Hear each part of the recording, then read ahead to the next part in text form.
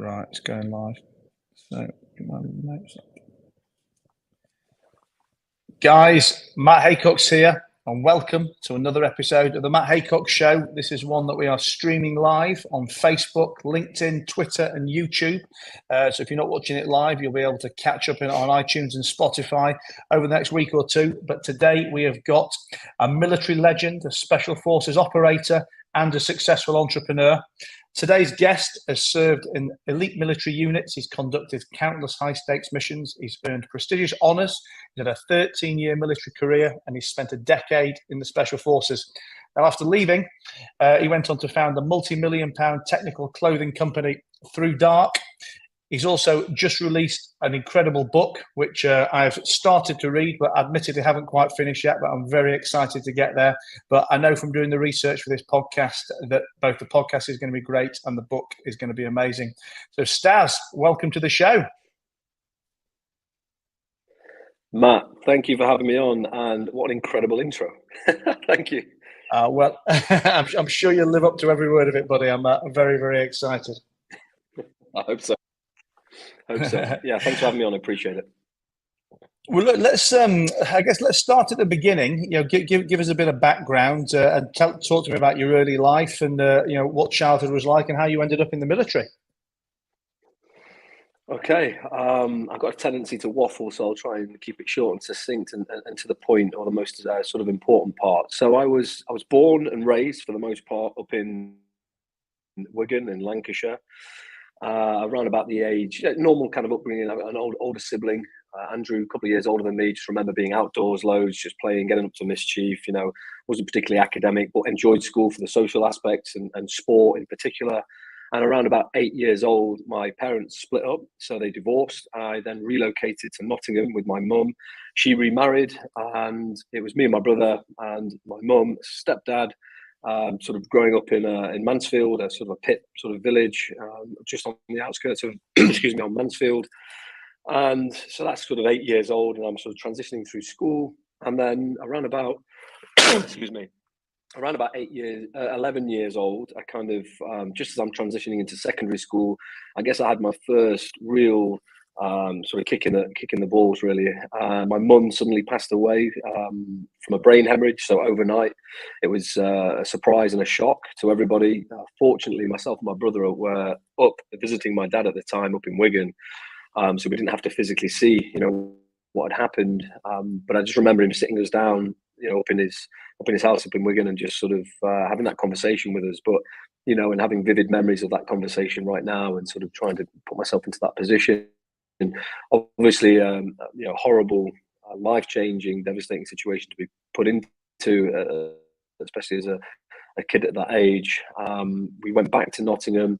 My mum was on a life support machine for approximately a week, and the decision was made to ultimately end her life and turn the life support machine off.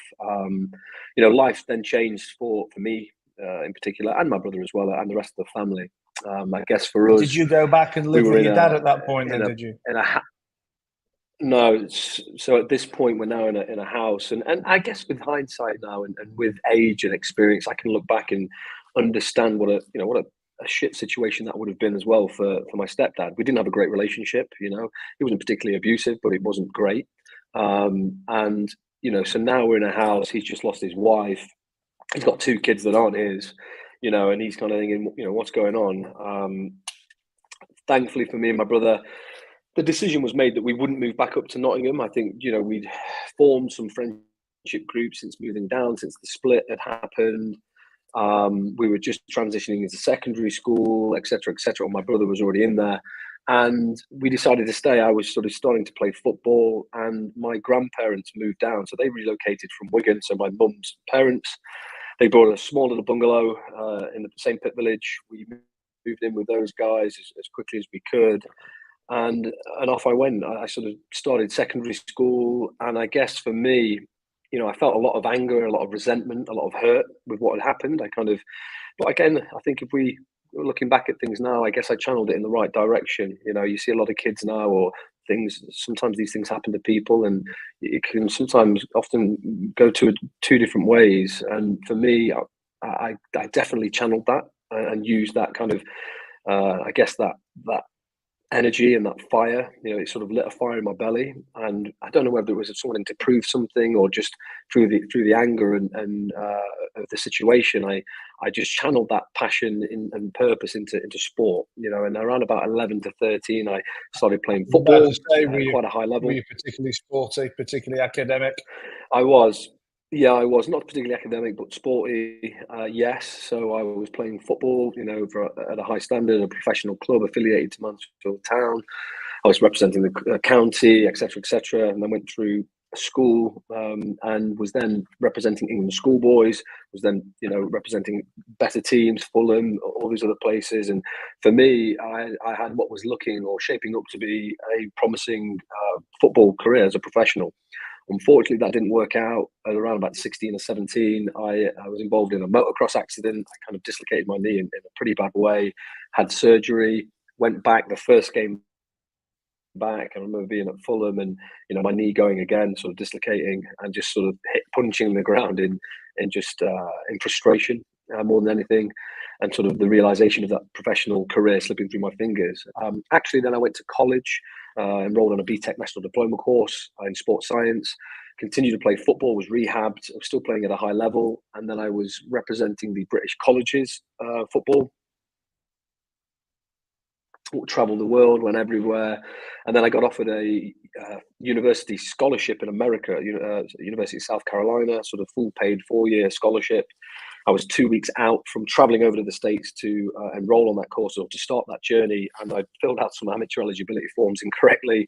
But they deemed me to be a professional because I'd been paid to play before. I'd received contracts, I'd received royalties, that kind of stuff, which is the norm in the UK, but not in the US.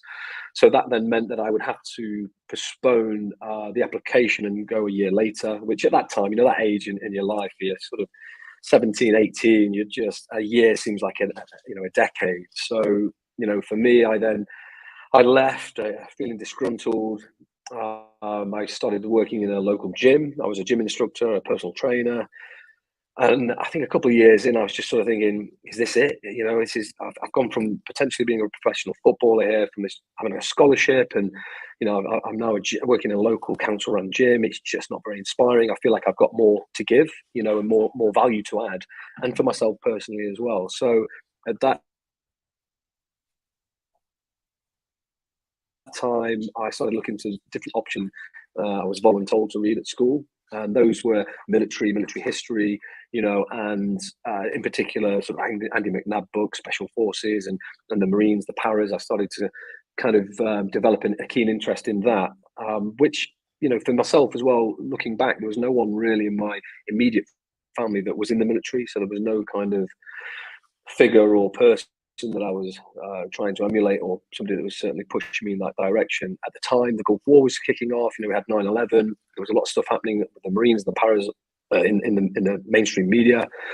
And I thought, yeah, do you know what? Let's join something. I feel like I want to get away. I feel like I've got more to give, and so I enrolled for the Royal Marines Commando course. I went to a local Armed Forces career office in Nottingham. For me, it was the Marines or the Paras. It was kind of what's the hardest basic infantry soldiering course I could do, and it was the Marines or the Paras. And the guy behind the desk when I walked into the careers office was a Royal Marine. He sort of, come here, son, sort of led me down that path. And I guess probably within walking into that door, I think within 6 months, I was turning up at the Commando Training Centre, Royal Marines, as a bright-eyed, bushy-tailed kind of civilian to embark on what is arguably the hardest basic infantry course you can undertake at 32 weeks. And when you went into the army, were you going in with a view that this was going to be your lifelong career, or was this, was this I guess not a phase, but you know what I mean? Was this to kind of get you over the hurt and get your head back into gear? No, I think it was just a challenge. It was something that I set myself, a goal and a challenge that I thought, that looks really fucking hard, and also I think if I passed that, it would give me a huge sense of achievement. So I think that was it. And also I wanted to get away as well. And I thought that would offer me an outlet and something else that I could really enjoy. So I didn't really know how I would take it in terms of the training, whether I would enjoy that process. It's not for everybody, you know. You've been screamed and shouted at. It's early mornings, you know, late nights. It's admin. It's training. It's a whole different environment and working environment, and you learn very quickly. But looking back now, it absolutely set me up for success. To made me the kind of person that I am today. It set the foundations. And how did you take to the training and the 32 weeks or whatever you said it was? You know, I mean, because these are incredibly difficult, aren't they? I know I was talking to Anne Middleton about them the other week. Yeah, it's it's a long time. 32 weeks. It's a long time to put your body and your mind through that kind of intense training cycle. For me, though, it's like a duck to water. I really, really relished the opportunities and the chances. I think having a really good base level of fitness from, you know, almost professional football set me up in good stead for going and entering into that world of fitness. So the fitness side of things, I was there. I was at the top of the kind of the course, or at top of the squadron, or, you know, the troop that's there.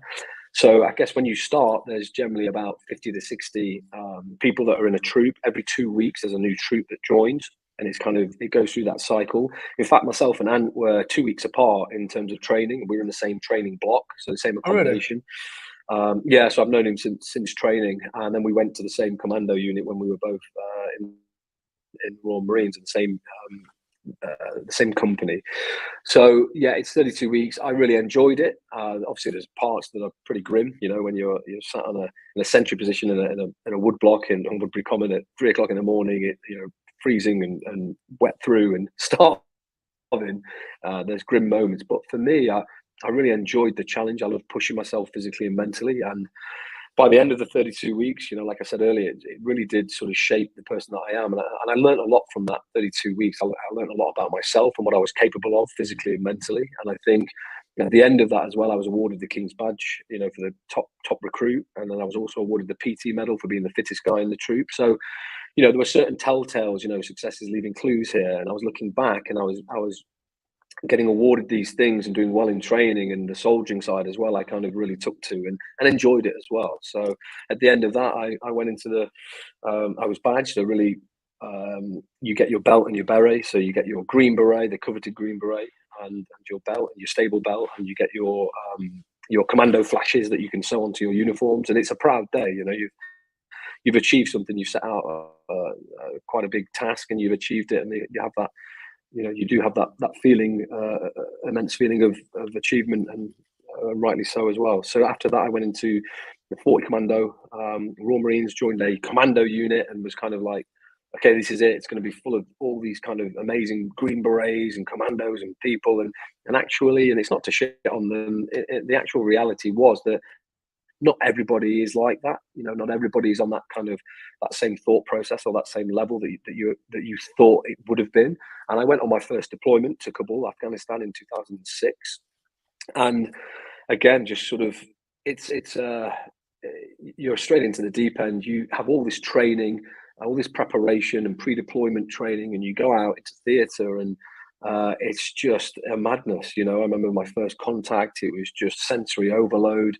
And honestly, not knowing what the fuck was happening, who was shooting at us, where the explosions were going, and it was just chaos, like an out of body experience, you know. But as with anything why in is life, that? Is that because is that just because of the chaos of battle and the chaos of war, or are you implying that things aren't as like military precision as the expression would make you think?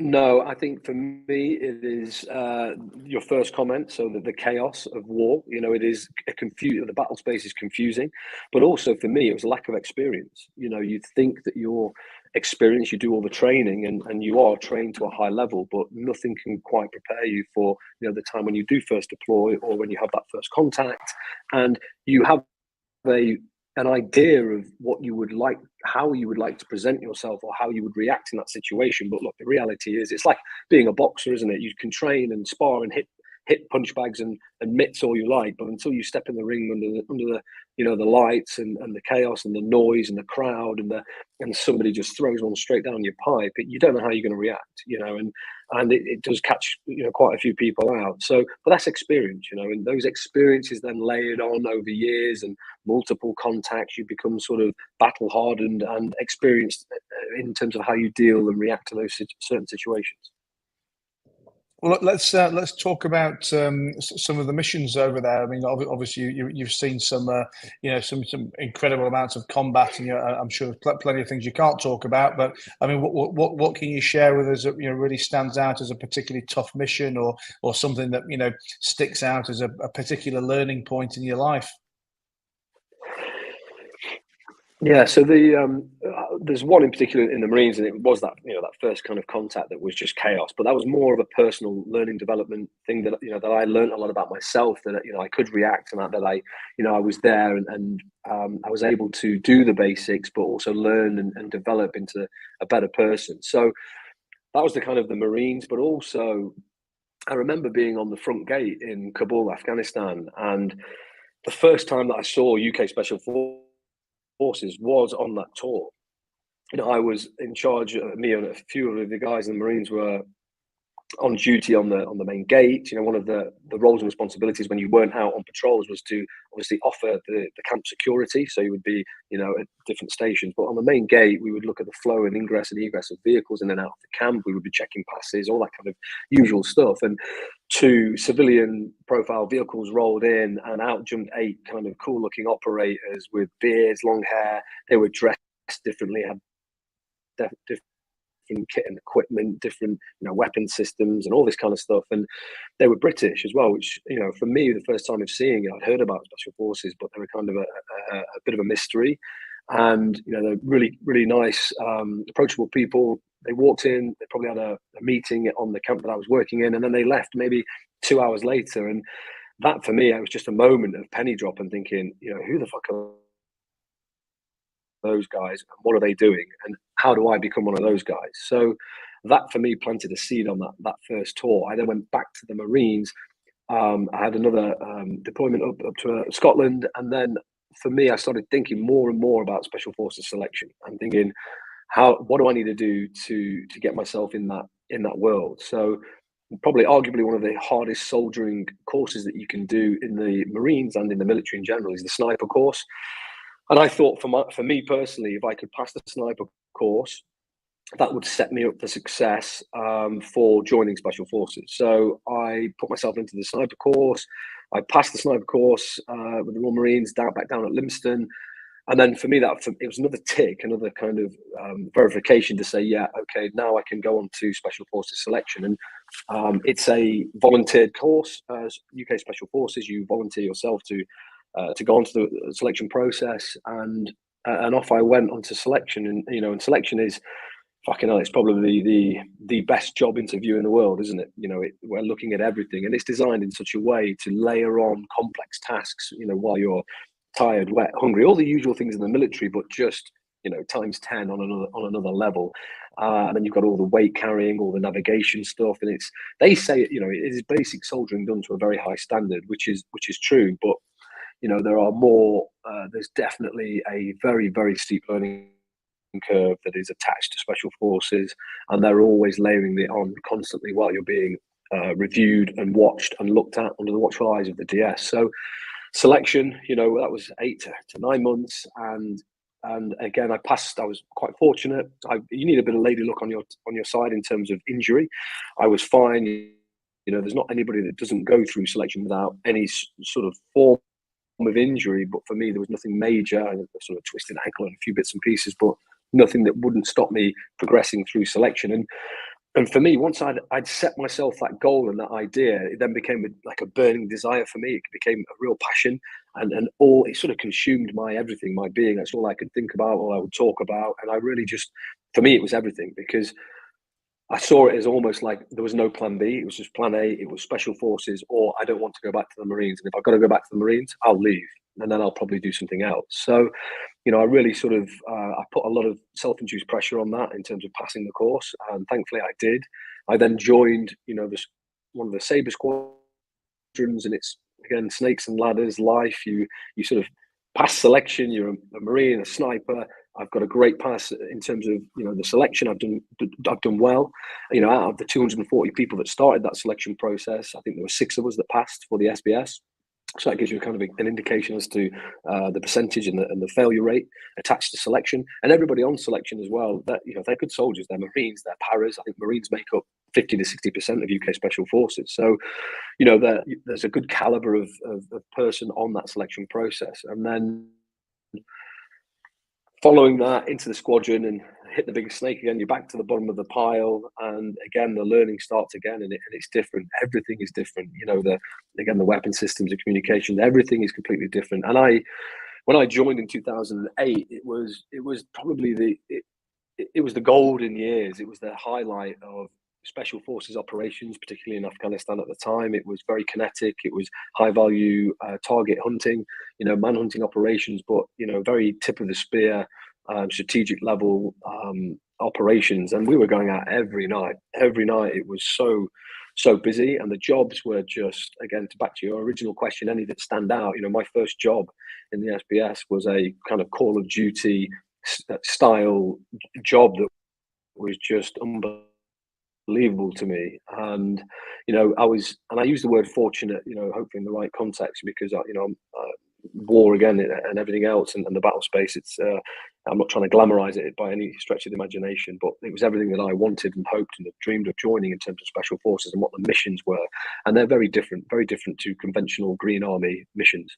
And then I had 4 operational tours throughout my kind of 10 years within Special Forces there. Each one of those were very different. I finished my last, so the first one was really kinetic. The second one, I was out in the desert doing a mobility stuff, so more vehicle operations and interdictions in terms of cutting off the arterial routes for the drug smuggling, which was funding the terrorism and the weapons and everything else.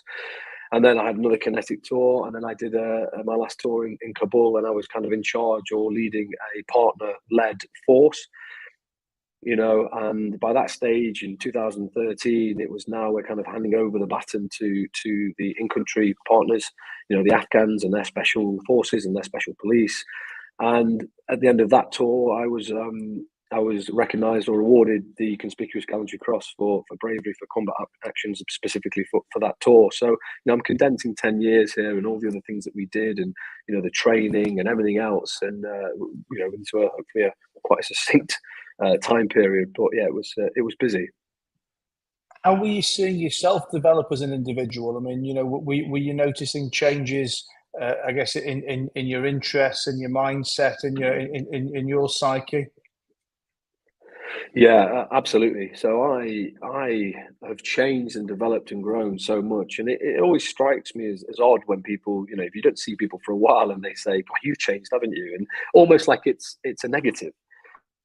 And it's just like, I don't understand that. If you're not developing and growing as a person, I just, what's the fucking point? I don't understand it. But for me, that like I said earlier, the Marines kind of set that base level, that foundation.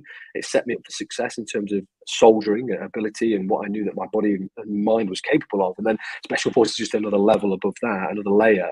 And everything that I did in that 10-year period, from the training, the people that I met, the leaders that I was surrounded with, there's amazing people to my left and to my right, up and down as well. I was very fortunate to be surrounded by super capable, very proficient individuals at different levels. So, from a boss, an officer, all the way down to the people to your left and your right that were very, very experienced individuals. And, what I've learned in life is just to attach yourself to those kind of people that you aspire to be, the people that you look up to, people that you can learn from, and I've done that my whole life and my whole career, and I still do it to this day. So, trying to be very conscious of who I'm surrounded by, who I'm listening to, whose advice I'm taking, why I'm taking it. Is it the correct advice? And does it help me? Is it allowing me to understand myself better or enable me to be in a better position? Do you think you did it as proactively back then? And I guess, a bit of context, like, I often get asked about who mentors have been throughout my career, or, how I behaved when I was younger.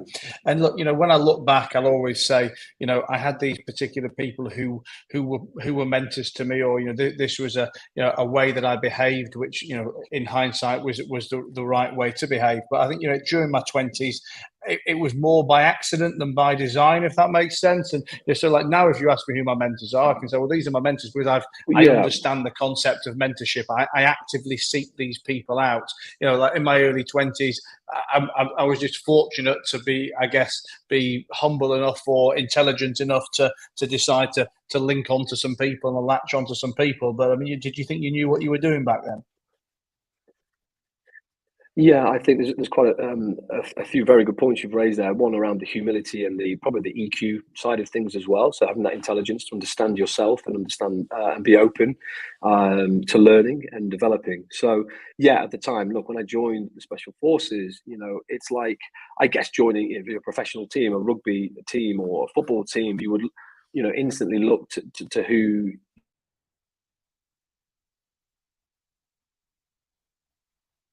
you aspire to be, what I want to be. And yeah, I'd say I don't think it's fortunate. You know, you work very hard. I worked incredibly hard to get to where I wanted to get to, you know, in terms of the Marines and then the Special Forces, you know, and it's not a mistake then that, you know, you are surrounded by incredible people. So I was fortunate in that respect that I was surrounded by incredibly gifted individuals and leaders and everything else. But, you know, it was by design. I'd put myself into that position. I think, you know, as an example, like I remember on my first maritime counterterrorism training cycle that I did. So whenever you're in the Special Forces, you're constantly going around a cycle. Whether if you're not deployed in operations, you know, you're training, you know, or you're becoming skilled at something else. I was a demolitions expert, so I was on a course for that. Or if I'm not doing that, and then I'm training. And you know, we cover the role for protecting offshore energy installations. You know, the gas and oil facilities that are offshore in the North Sea. And you know, if one of those is taken, then you know our guys will be pulled forward and looked towards as a military option to take back that oil installation. And we have ways and means and methods of getting onto these offshore energy installations. And you know, a particular skill set within the special boat service is either boat and or diving. You know, we're all combat swimmers. So on this particular sort of bleak winter morning, we were going out, you know, full mission profile, all our kit and equipment that we rig, and there's certain techniques you do before you sort of shoot the ladders onto the spider deck, the lower deck, before you climb, maybe, you know, 30 feet climbing full kit on a caving ladder to get onto the, you know, gain access, and then off you go onto the mission. And for me in particular, that day, it was horrendous. The weather conditions were horrendous. You know, subsurface, it was a big high swell, you know, those ripping tides. And I remember going around a stanchion and, you know, being pulled into what I can only describe as like a huge washing machine, and instantly sort of feeling that sense of being tiny and small and insignificant in that moment, and not really in control of what was happening. You know, the elements, Mother Nature had me, and I was attached to another guy as well, and we were just slamming up against the stanchion, and I actually got inverted round the other way. My arm went across my throat, and I actually cut the air supply off to my rebreather set. And I knew what was happening, but I couldn't right myself back the other way because the force of the tide was pulling me so hard. I was at sort of full extension, and I remember sort of having a moment of what the fuck is going on, and almost panic setting in. And I remember looking across to my dive partner, who at the time was a senior team leader within, you know, the squadron. I'd already deployed with him in, you know, in Afghanistan, and he was exceptional. And I remember looking at him, and he's sort of tapping his glasses and just getting me to look in his eyes. And he was like, "Relax, you know, just fucking calm." And he had his arms crossed. He was in the same. He was getting swung around, but every so often he'd catch eyes, and he'd be like, "Calm, just fucking stay calm. Don't worry about it. You'll be fine." You know, and having those people around you in moments of chaos, and that's all you need sometimes, that experience, you know, to level a situation. And it happens in business now as well. And it's happened multiple times throughout my military career. Those moments of quick stand back from a cold face, assess the situation. If there's anything that I can do, control the controllables. I mentioned it all in the book, and kind of some of the key lessons and takeaways that have set me up for success moving forward as well, and in life in general as well. You know, very quickly people are quick to jump on and panic, and it's just, that doesn't help anybody or a situation. You know, and more often than not, you know, worry is the misuse of imagination, and there are ways to get out of a situation or ultimately make your situation better. And tell me, talking about other scary incidents, because obviously when I was prepping for this, I read something about your parachute, like a parachute incident, a parachute not opening at 18,000 feet, something like that. What happened there? Yeah, yeah. So it's probably I think the first chapter in the book, leap of faith. You know, we talk about leaps of faith in terms of like physically, actually actual leaps of faith, and then metaphorical as well. And for me, it was a full mission profile jump. So it was full gear, like we would jump on an operation, and I was Oh, so it 18,000 wasn't feet. an actual operation. It was a test. It was a practice run. It was a it was a practice before we do an operation. So you'll practice Yeah. all your kit and equipment, make sure everybody's good to go. You go through all the kind of usual stuff that you think. So it was a dry rehearsal before a real job. And on oxygen, 18,000 feet, obviously at night vision, all that kind of good stuff, all the weapon systems and all your kit fully laden, and stepping off the back, having a horrendous kind of exit. And, I remember the parachute forming. It usually takes 8 seconds to form, and I'm going through the count in my head: 1,000, 2,000, 3,000. Usually to 8,000, you look up, check canopy, you do a left and a right turn, make sure you can steer the canopy, and then you'll do a flare to make sure you can break the canopy, and then you check all your technical bits of equipment to make sure that you're heading in the right direction, that you're stacked in behind the lads in the correct manner, and then you're off to your landing zone. And I just remember sort of going through the 1,000, 2,000, 3, something doesn't feel right, trying to look up. My oxygen mask had been ripped off due to the force and the of exiting, and kind of trying to look up, but I couldn't. And I realized I had low twists. So where your risers connect to the parachute, you're obviously strapped into the parachute rig. You have the 4 lines each side that go up and meet the parachute. They were twisted all the way from my sort of just the back of my head all the way up to the chute. And there's things that you do. There's obviously, we train and practice and rehearse drills for parachute failures. I knew what I had to do. I was kind of hanging my legs like a frog, for want of a better analogy, and pulling at the risers and kicking the opposite way out so that they would start untwisting, which they started to do slightly. I could now look above, and I've got probably what I can best describe as a bag of washing above my head. It's not a fully formed canopy. It does start to open up partially. Obviously, I'm dropping like a stone. I'm losing a lot of height, so I'm keeping check of my altimeter. And just as it starts to form, one of the sides then collapses in. It then puts me into a big, violent sort of G-force spin. And at that stage, I know I have to get off the canopy. I've got to cut away and access my reserve canopy. So sort of having that moment of shit, there's, what do? Do you try and land with this above you and you might be all right, or do you chant, it should work, but there is that option as What's everybody else doing at the this point? So the other they're people, are they kind of watching you? Yeah, so a few people had seen me. So like I said, we all jump out one after the other, like lemmings off the back of the air platform. You can generally see where people are, and you're dropping at the same height. Your parachutes are forming, and the idea is that you generally open at a similar height, slightly. People in front of you will be obviously slightly lower than you. You then do your checks, and then you line up with the other people. But everybody could see that, wherever I was in the stack. So the first, let's say I'm number 8 of 15. The first 7 will see nothing because they're in front of me. The guys behind me, though, can see that I'm dropping like a stone and I'm losing altitude very quickly. They try to, also my communications have been ripped out as well, so they're trying to talk to me, and I was trying to press and say, look, I've had a malfunction, but that obviously wasn't working. But yeah, thankfully for me, I located the sacred handle and had an opening on the other parachute in the canopy, and as the irony of it all, I think I had probably one of the best parachute landings I've ever had in my military career, but slightly short of the landing zone. I mean, tell me, we talk about, I guess, not getting stressed about the things that you can't control. And you said something. You said the words to the same effect a minute ago. When we were talking about the underwater problem. How do you deal with stress when, for example, it's something you can't control, but it is really that life and death? So, you know, like, I don't know, parachutes out of control. You know, you don't even know if you can get to the backup chute, etc. You know, there is. It's not about being calm and then following procedures. You're probably just fucked anyway. You know, I mean, do you still think you can keep calm and keep some kind of control in those circumstances? I mean, I guess you must have looked death down the eyeballs on more than one occasion.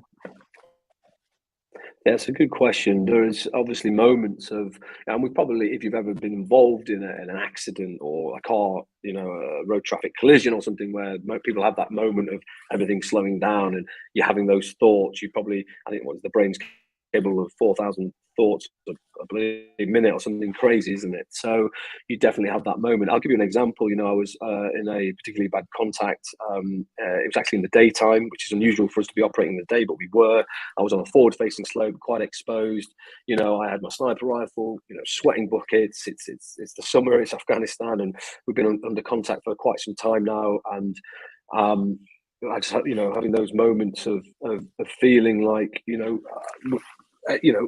it doesn't matter what I do or what I think here. There's just you're in a bad spot. You know, you're in a bit of a pickle, and there are, you know, rounds kind of bouncing around you, like, you know, sort of Pulp Fiction style. And it's a case of you have a decision to make, and what kind of person. I always looked to myself, and I did this, and I didn't realize till later on in my life, in my career, that I was actually practicing visualization quite a lot. You know, and I started doing it at football. And for the most part, it was always positive. You know, 95% of the visualization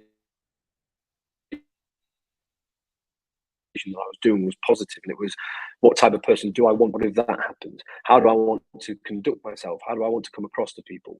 And I did this in my football career, and then I did it later on in the military as well. And I would sort of, when I was really, really struggling, and you know, selection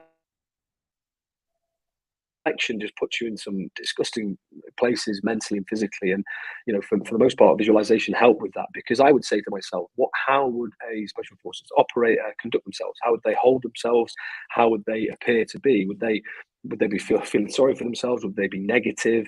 You know, would they just let everything, their professional standards, drop? They wouldn't. You know, and for me, that allowed me to push through that stuff. So you know, when the rounds are hitting in this particular contact, for me, it was a case of saying, well, if this is it, it's it, and there's nothing I can do here. And it is back to controllables. It's not going to help anybody, myself in particular, running around, you know, crying, screaming, shouting. You have a moment of acceptance, I guess. But that's a really extreme kind of scenario and situation. But I've had it throughout in, you know, the military and courses and situations where, you know, being calm in those situations, you know, you have to train that as well, and you have to visualize how you want to react in certain situations. So let's talk about leaving the army. I mean, how did that come about? You know, what had changed? You know, what was your plans for next? Yeah, I think I'm probably, just to sort of wrap that part up. I think for me, the military gave me I'm very fortunate, you know, for the people that I met, and everything that it's allowed me to do, and the experiences and opportunities and the doors that it opened were incredible, and some fantastic memories. And I think what it gave me is a very unique perspective on life, on things.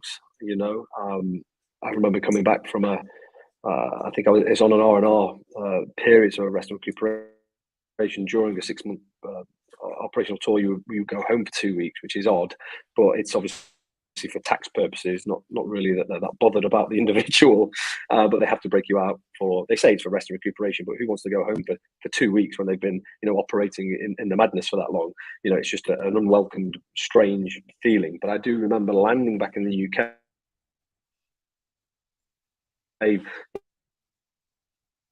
You know, the next thing I'm in Starbucks in London, you know, and I'm getting, you know, people moaning in front about a lukewarm coffee, and you know, just having this moment of you know, perspective. It's everything. It's weird.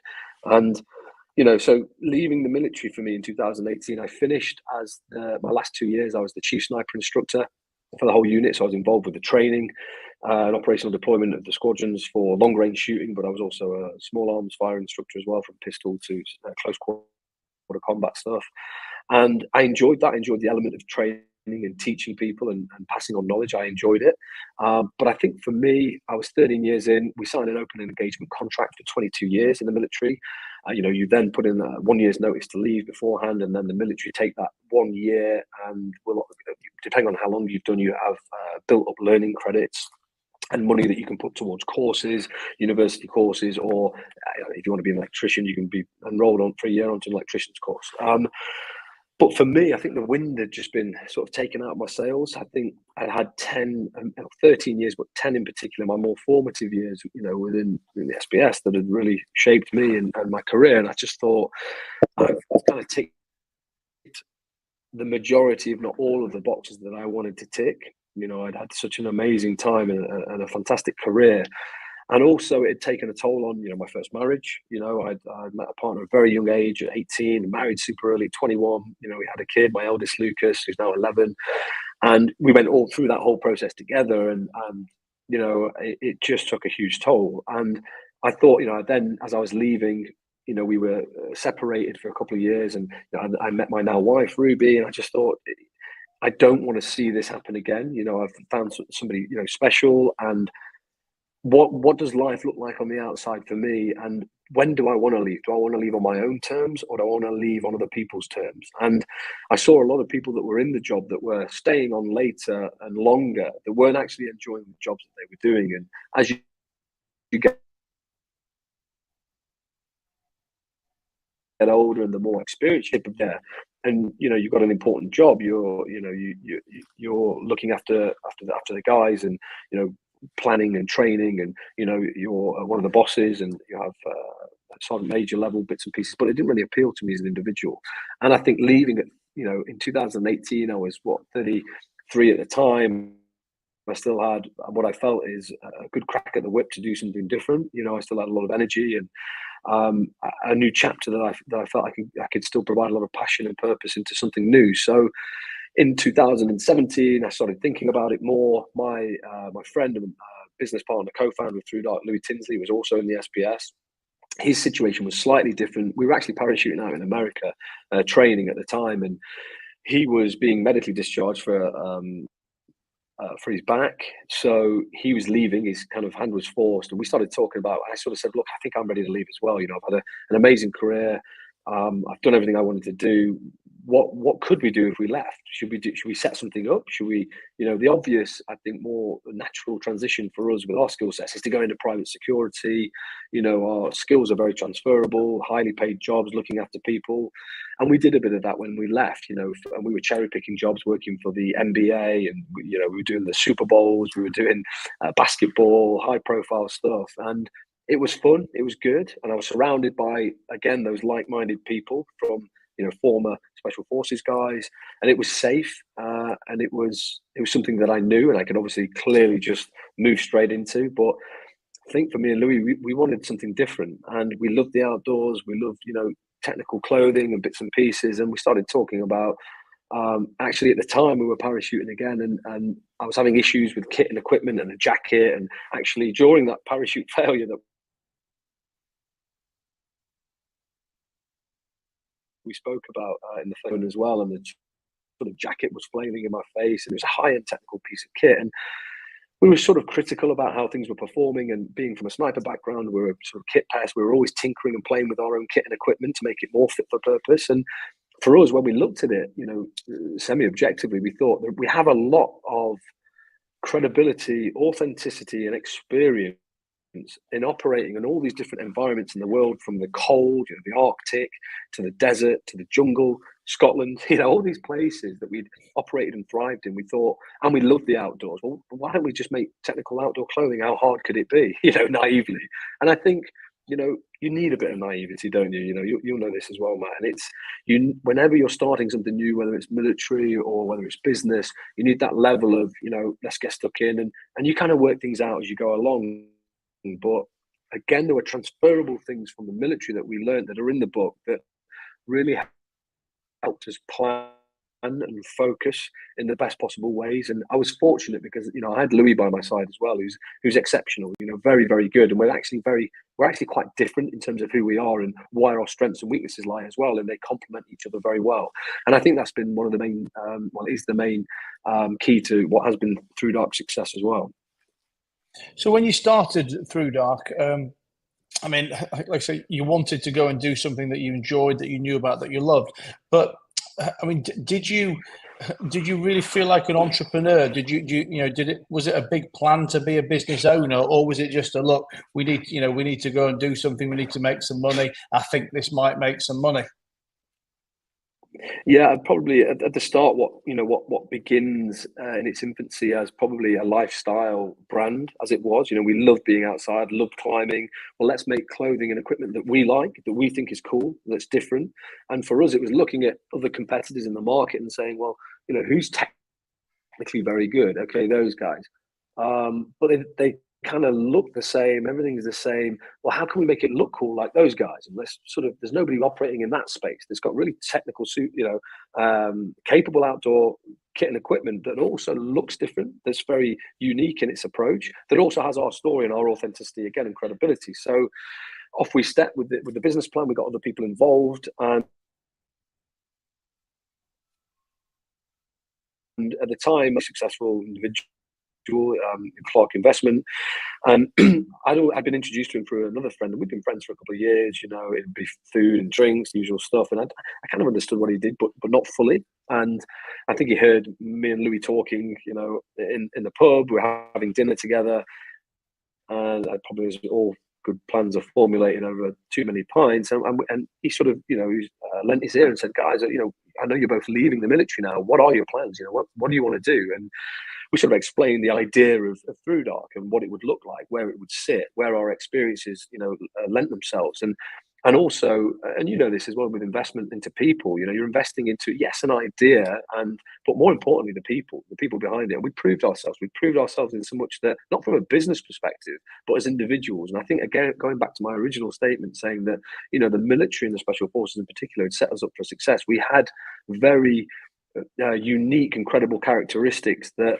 you know, he could see that in us. He could see that drive, that determination, that passion. But, you know, he could also see that there was logic there as well, and it wasn't just madness. So we came to him, you know, a couple of days later with a business plan, and we started talking about it. And he said, "Look, guys, you know, I am an investor. I'm your friends, first and foremost. But," he said, "I kind of believe in you two, first and foremost. You're very driven. You're very capable individuals. I like your idea.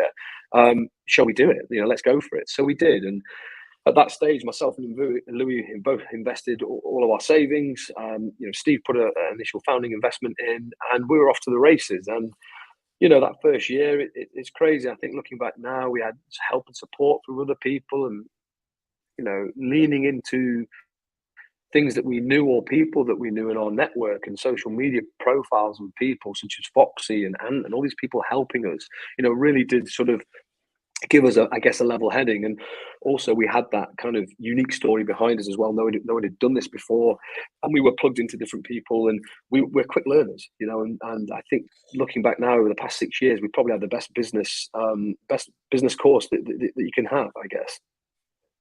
And tell me, we talk about raising money and getting the money to start it up. Did I read correctly that you had to sell your military medals to assist in the finance of this as well?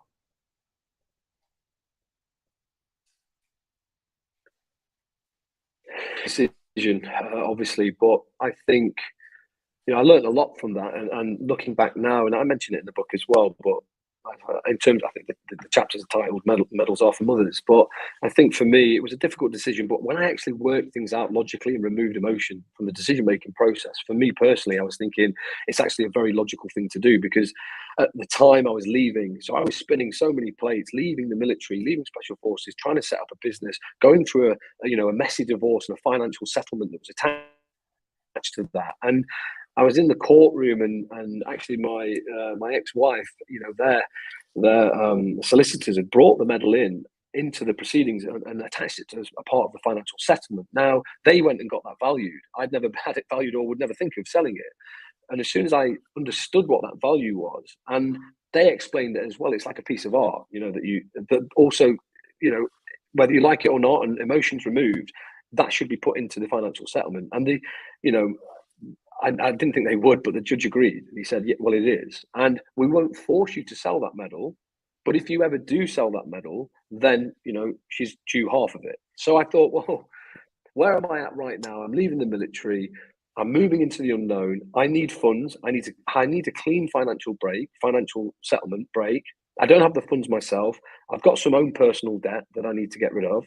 And this could really set me up for success. So, and also the money that was used from the medal, it paid, it cleared the mortgage for her and my son at the time. So for me, that was the right thing to do. That was a good thing to do and a noble thing to do. And she deserved that as well. It cleared her debts, gave her a little bit of extra cash. It cleared all my debts, and it left me a little bit of money as well at the end to then put into ThruDark. So when I looked at it logically, look, drowning sailors don't hold on to gold bars. And at the time I was drowning and spinning plates. So, whether or not I'll regret that later on, I don't know. I don't attach my identity or worth to trinkets, and I know that I've had the recognition for what I've done. And for me, that's everything. It means more than a piece of metal. I like that expression. Drowning sailors don't hang on to gold bars. I mean, obviously, conceptually, I've been there more than a few times myself, but I've never actually heard that expression. I'll be making a note of that for an Insta quote later. Yeah, but it did. Looking back now, it was ultimately it was the right decision to make for me personally. So talk to me about the kind of formative years or months of ThruDark. How did you start the business? Did you go looking for suppliers, manufacturers? Did it start with just a couple of pieces of clothing? How did you get distribution? Probably everything. It's a good question, because it's like the death of a thousand cuts. Nothing happens, overnight. And I think in this generation that we live at the moment, and social media is a great tool if you use it in the correct manner, but oftentimes it can be quite damaging as well, because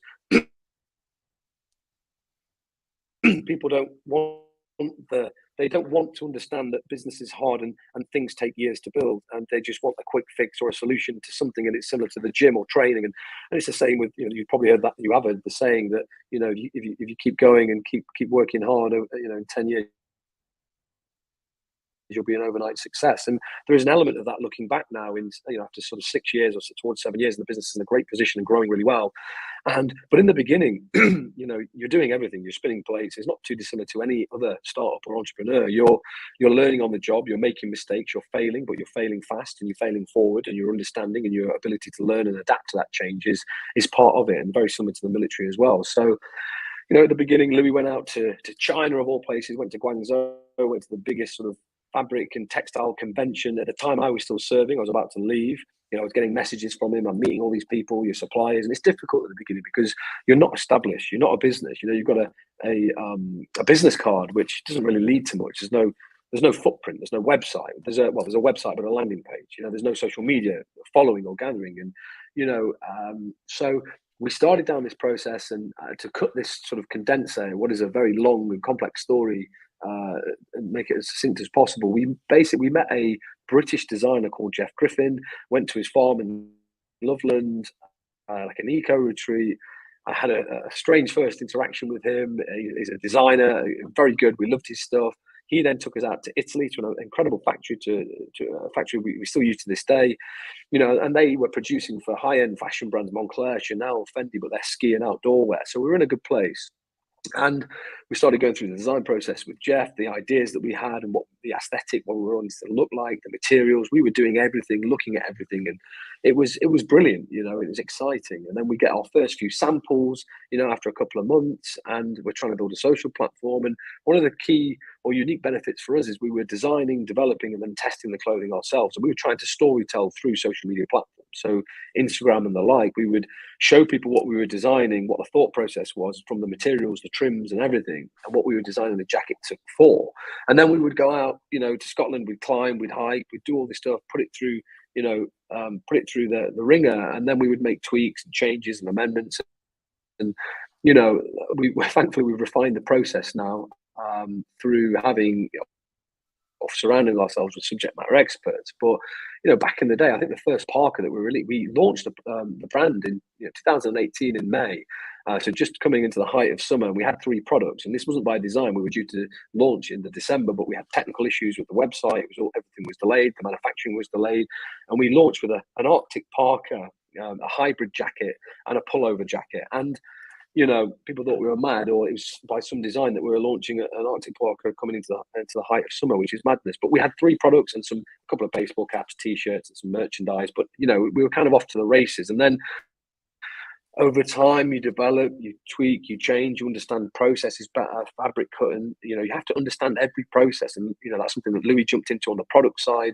And for me, I was focusing on the brand and the social and the content and all that kind of stuff. And we kind of developed our own kind of swim lanes, but obviously overlooking and checking each other off constantly. And before we know it, we start growing. There's 2 of us, then there's 3 of us. And I remember back the first days, getting those first orders in, and the excitement and the buzz, and I'll pack it, no, I'll do it. And you're doing everything, and it's amazing. But as with businesses and anything, I think we've been growing year on year. We've been doubling every year, and it's been incredible. But where now, as I stand here today, I'm looking left towards the office. We're just about to move office again at the moment. We're just that's why I'm sat in the hallway. I'm usually up in one of the meeting rooms or the think tank. We're so busy here. We've got 35, 40 staff, all running around, incredibly busy. We're moving all of our, outsourcing, resourcing all of our goods in and out. So that's a huge project. And I think, for me, it was just over time we develop more products. How do we make it better? How do we get better materials? And as you grow as a business and understand things better, you start getting equity with other people and fabrics and mills and manufacturing capabilities and everything else. And you start to understand that. But now we've got a huge team and we're surrounded by good people that all have a similar passion and purpose. So in your military career, obviously you've had, many, life or death type experiences, and, and anyone who's been in business has very much probably experienced that fine line between making big money and bankruptcy. Have there been any particular, like say, business life and death scenarios that you've encountered over the last few years that you've either been able to apply your military learnings to get through, or that you've just gotten through in other ways? Yeah, a combination of a few of those things. But look, I think back to the Steve Clark and our investor. I remember sitting in what was our first board meeting, quote unquote, board meeting with Steve. And up in his office, we started in my front room of a rented property that I was having at the time. We had a whiteboard, long-term borrow, with all the plans on, and we were planning everything like a military operation in terms of how we would do everything, how we saw the brand and the vision, a year to 3 to 5, 10-year goals and plans. And we still got a picture of that on my phone actually after, and it's not too far off, which is good to see, And but what Steve did is he really did set us up for success, and he laid the foundations at an early stage. So I remember sitting in for our first board meeting after maybe 3 months in, after our go live date, and I'm sort of sat at the board meeting. It's just me and Louis in this kind of room that's too big for us with Steve, and he's got a P&L up and a spreadsheet. And I'm just thinking, what the fuck is all this? What are all these numbers? And obviously, we're 3 months into it. It's tiny. It's a small P&L. There's hardly anything on there, hardly any trading. But he was like, "Look, guys, this," and he could see me sort of looking, and I was like, "Oh God, this looks like it. This isn't a bit of me. This is terribly boring." And he was like, "You will learn to love this." He was like, "Staz, I'm telling you, you'll love data, and you will love a P&L, and you'll love spreadsheets once you understand it." And you'll understand how important it is, and how important it is to manage cash and cash flow. And, we were fortunate in so much that when we moved from my front room, he gave us a small office space on the top floor of Link House in Poole. And, very quickly throughout the 2 years that we were there, we started taking over the whole floor. We had access to his staff, access to his accounts department and other bits and pieces, and Steve in particular as well, who, was helping us. And, when you're an entrepreneur, when you start a business or a brand, you just want to get out. I just want to do the cool stuff. I just want to be climbing. I want to be testing the kit and equipment. I want to be designing. I want to be traveling here and there and doing all the fun stuff. And actually, a lot of the stuff that's very important is cash. And cash is king. And I think, I might be wrong here, but I saw a statistic in terms of the number one reasons why businesses fail, and it is because they run out of cash. We've been in a fortunate position that we've always been good at managing cash because of the people that we've had around us. That's not to say that we haven't had instances where your trade loans off, or you're missing stuff and you're forecasted wrong. Forecast is wrong for the day that you forecast, isn't it? But we've been fortunate with it. We've had help and support from investors and Steve and other people as well, and the bank. But for the most part, we've managed cash really well, and we've traded through what has been difficult periods as well. But for us, there's things that weren't even on the whiteboard, or that we looking down the tracks, what's coming, most likely course of action, most dangerous course of action. We can plan for everything, but certain things you don't plan for, economic, downfall, or coronavirus. But actually, coronavirus worked the opposite for us. It actually helped us, and we were probably more luck than judgment. We were stocked at the time from Italy. Italy then got hit. The factories were all shut, and we were off to the races. We just pumped more cash into advertisement, and switched how we were communicating and making access to the garments, and it took off really well. But then we were looking at the out of stock and the notifications and the run rates and stuff, and we were going to hit a point where we need to start manufacturing, or we're not going to have a business. So again, Italy reopened and we were still in lockdown. We could start manufacturing again, etc., etc. So there have been instances where there have been moments of, we're going to have to just, bite down on the gum shield, or do up the chin strap and just fucking get on with it. And how big's the business now? I mean, can you tell us figures? I mean, I don't know what's public knowledge, what isn't. Can you talk about size, turnover, or anything? We have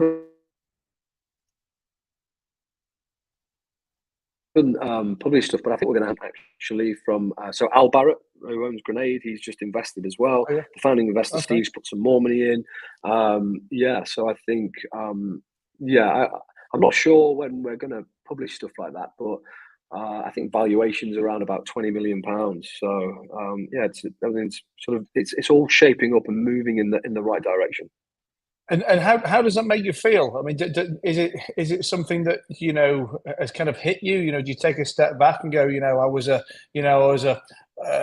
lost kid who went to the army, never thought I'd be going off in business, and I'm now an owner of a £20 million business. I mean, is it registered? No, I don't think so. Not really. I think because the type of people that we are, I'm not speaking for Louis but myself, but I'm pretty sure I've heard him verbalize it before. I think we just want to keep going. We're just so hell-bound on producing the best quality products that we can, and how do we improve the business day to day. And you've just got to be relentless every day. In the morning you wake up, you swing your legs out of the bed, you need that passion, you're aiming towards something, and you're just fucking relentless. And I think because you're so busy and engrossed and day to day, there's not many times that you do actually take stock and stand back. There are moments that when I do come in and I look and I feel immense pride, in terms of what we've achieved and how we've got here and the people. But mainly for me, it's around the people that we're surrounded by. And I think we had a moment, it was our 5-year anniversary not long ago, and we kind of, we celebrated that across social media, but also we took everybody out and we went for food and drinks. And that was probably a moment where I sort of stood back and was like, because you're always worrying in business, you're always have that fucking worry in the back of your head. Is it a flash in the pan? Is it going to work? Is it going to be successful? It could fail at any moment. Are we going to run out of money? What if people stop buying the product? What if somebody doesn't like something? What if we, it's all, and then you have the other pressures of staff, and it's not just yourselves anymore. It's other people's livelihoods that are at risk, and you have a lot of pressure, and rightly so. Pressure. It is a privilege, but at times, it's you put yourself in that situation, and yes, you can reap the rewards of being a business owner and being successful, but there's always something there nagging that makes you want to keep pushing and pursuing a greater good, I guess. So yes, we have taken stock of it, but I get, but not for long. I think you think about it and you keep moving. The train keeps moving. What's your particular role in the business? In terms of, are you the CEO, or have you recruited a specialist CEO? Yeah, so we've actually just recruited, probably, yes, it is our top hire, our biggest hire. It's a CEO, Chris Reynolds. He's a great stock, great caliber, an amazing individual, incredibly bright, and an amazing addition to ThruDark. He's somebody that's been involved with the business from the very start. He's been Steve Clark's kind of right-hand man. He's now a partner in the Clark Investment Group. And Chris has been somebody, again, like I talk about those people that we invite and bring around the table for advice. Chris has always been leaning in and dialing in and patching into calls, and always been at the end of the phone for advice whenever we needed it.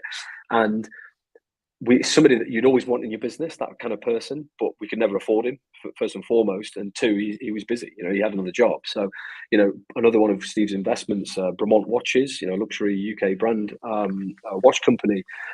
Chris was pulled away to work for those guys, I think initially to sort of help them out for a short period of time, maybe a month or two. He ended up staying 3 to 4 years, completely turned that business around, and everybody else there as well. And they've just sold and exited. So Chris was a free agent. So the timing worked really well for us. We've had some other big hires as well. Tommy as a brand director. We've had Ben, our product master. These guys have had years of experience in the industry, very knowledgeable, and don't just help in their roles, in terms of, their swim lane, for instance. They've got a huge amount of experience and knowledge and valuable insight across a lot of other touch points within the business. But, for us, it was, getting Chris in as CEO. But for me personally right now, obviously myself and Louis are the co-founders. We oversee everything within the business. We've got sight of everything. Louis, though, day to day generally deals with the production side of things and operations. And for me, it's brand and marketing and sales. So day to day for me, that would include everything from content shoots, this kind of stuff, the website, social media, creative, marketing, all that kind of stuff, elbow tickling, all that kind of good bits and pieces. So Louis will work with the design teams and myself as well. I have my input in terms of designs and tweak and amendment, but Louis kind of drives that home with his team. And then he obviously has the operations, the finance side on there as well. But obviously finance is a function that leads in across all elements of the business and reports into the business as a whole. But, we've got customer communication teams as well, which come under operations. One of the things that I've learned is to know when to get the right people in at the right time. You always stress and pressure test yourselves as a business as much as you can, because it's more money out. And do we need it, or do we want it right now, and what is the timing right? So we've grown incredibly over the last 12 months. I think we've gone from 8 people to 35 people. That's not including outsourced agencies as well, where we've got a lot of underground e-com help as well, and from everything from email, CRM, all this kind of stuff is outsourced because there's a lot of heavy lifting day to day. But I think that's probably 50 people all in with outside agency help as well. So yeah, it's been busy, but for me, day to day, technically I'm the CMO for what it means. I'm the co-founder, but I oversee brand and marketing and sales. Well, let's have a little change of topic onto some of the glamorous stuff. Not that the world of business isn't glamorous, as I would say every day. But I think it's 2021. You joined the cast of Who Dares Wins, SAS as the undercover mole. I think this year as well. You're part of the Australian setup alongside Ant Middleton, who was a recent guest on the show as well. I mean, where did that come from, and how was that for you? Yeah, and again, amazing opportunity that I'm really grateful for, and Ant's been a huge part of that. And it actually came around when we were back in Link House. Myself and Louis were sort of just building 2021, like you suggested, and a call came through. A lot of the guys were wearing our stuff, the DS of Foxy and other people, and their costume department rang us up because they were speaking to Foxy. Love the kit. What is it? Oh, it's ThruDark, Staz and Louis, Special Forces. Give them a call.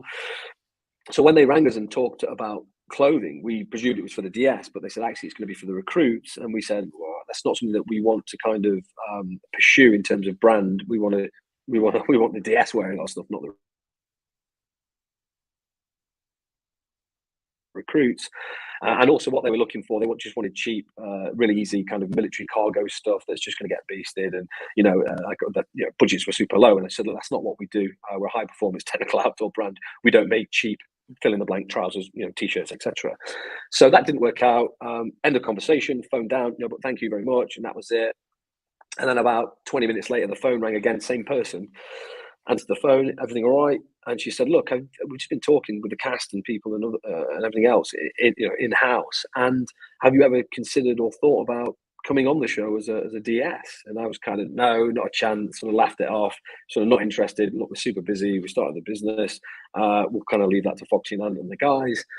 Put the phone down. And I remember sort of looking across the table at Louis, and he was looking at me and sort of saying, explain the conversation. And we were like, have we just kind of messed up there in terms of a marketing opportunity that could be potentially huge for the brand? And I was like, maybe we should explore that. So email, call them back. Look, let's have a talk. Let's look at how it could potentially look.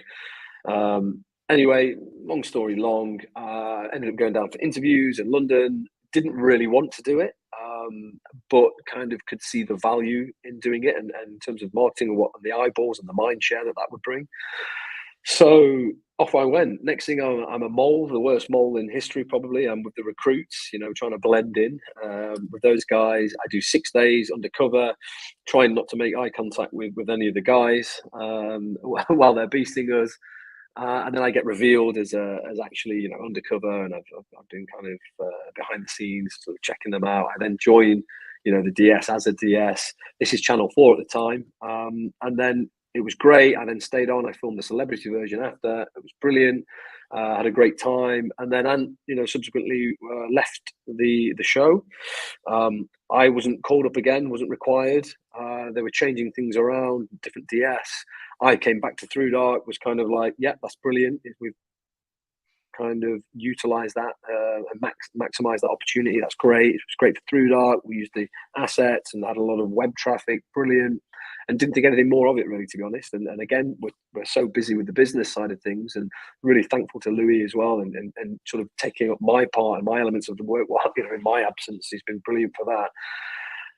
And then it wasn't until sort of last year, obviously, Ant had moved on to Australia and gave me a call and just said, look, I'm setting up at SAS Australia. How do you feel about coming on and joining the team? And again, it was an easy decision to make, I guess, to get back on. And this time it was Ollie Ollerton, another incredible person, and Jay Morton as well, who I know and have worked with. So that was an easy decision to make. It was filmed in May in Jordan. It was a huge success. All the stuff has just been released now in terms of viewing figures. I think it's the best, most successful one that they've had. And, and it's a big, huge part of that, as well as the chief instructor. He gets to sort of produce and direct and has a massive amount of input and sway. And the Australians as well, and Channel 7 and Endemol Shine, all these people were brilliant. They allowed and gave him that room to do what he does best, and us as the DS allowed us to support Ant as well in that mission, and it was amazing. I think we've just been commissioned for another show, so next year will be the next show of that. So it was exciting. And is this going to be a big part of your future? You think you like the media, like these opportunities, or is it just to generate a bit of publicity for ThruDark? Yeah, it's I like pushing myself. I like challenging myself. I like doing at the time. Rewind back to the Channel 4 conversation. I really struggled and thought hard about it. Am I doing it for the right reasons? And do I want to do it? Do I need to do it? What are the benefits? What are the negatives? And look, it's not an easy decision when you leave our world and it's on TV. You don't do all this stuff, and we have that element of the unspoken rules and bits and pieces.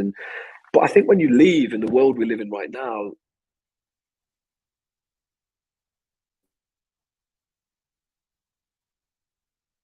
times have changed. And again, if I look back to my original statement of why I joined the military, it was books in terms of recruitment and some of the positive messages and inspiration that we can pass through social media platforms and books and TV programs. So when I thought about it, it was an opportunity. I thought, well, let's scratch the itch, and let's see let's see where the chips fall after. And actually, I'm glad I did it, and I enjoyed the process, and I could see the benefits for me personally as well, but more importantly for the brand, for ThruDark.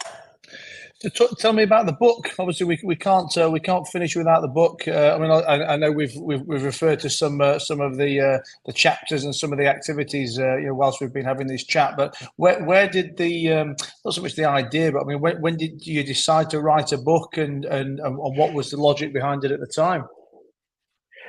I think started writing the books sort of 16 months ago. When I looked at it and was approached by the agency and other people to write a book, again, it was something that I was like, not interested in. But what have I got to share? And actually, when my friends and other people sat me down and were like, look, what you've actually done is there's actually quite an incredible story there in terms of your upbringing.